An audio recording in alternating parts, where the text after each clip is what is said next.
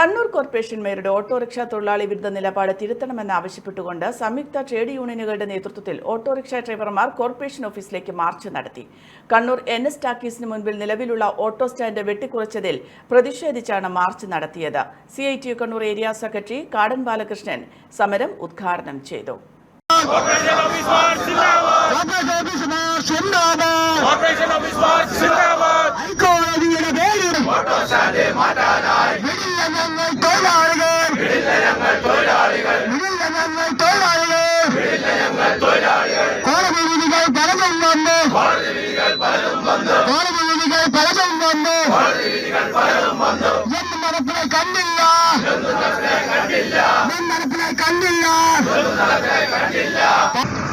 കാൽടച്ച് ജംഗ്ഷനിനകത്തുള്ള എത്രയോ പതിറ്റാണ്ടുകളായിട്ട് അവിടെ stop auto stand ഉണ്ടായതാണ്.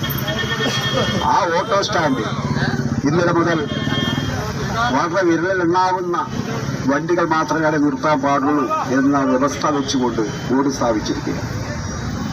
ഇത് 4000-ഓളം വരുന്ന ഓട്ടോ തൊഴിലാളികളെയും കുടുംബങ്ങളെയും മണ്ണിൽ കഞ്ഞിയിൽ മണ്ണിടുന്ന പ്രവൃത്തിയാണ്. ഇതിനെതിരായിട്ടാണ് ശക്തമായ സമരം ഇന്നിവിടെ നടത്താൻ തയ്യാറായിട്ടുള്ളത്. ഈ സമരത്തിന്റെ കാതൽ ഉൾക്കൊണ്ടുകൊണ്ട് N. ലക്ഷ്മണൻ അധ്യക്ഷത വഹിച്ചു. വിവിധ സംഘടനാ നേതാക്കളായ AV പ്രകാശൻ, സത്യൻ ചാലക്കര, കുന്നത്ത് രാജീവൻ, K. ജയരാജൻ തുടങ്ങിയവർ സംസാരിച്ചു. എനിക്കൊപ്പം ഫാമിലി കണ്ട സ്വപ്നം. എന്റെ ഇഷ്ടങ്ങൾ എന്റെ ഫാമിലിക്ക് അറിയാം. Family wedding centre.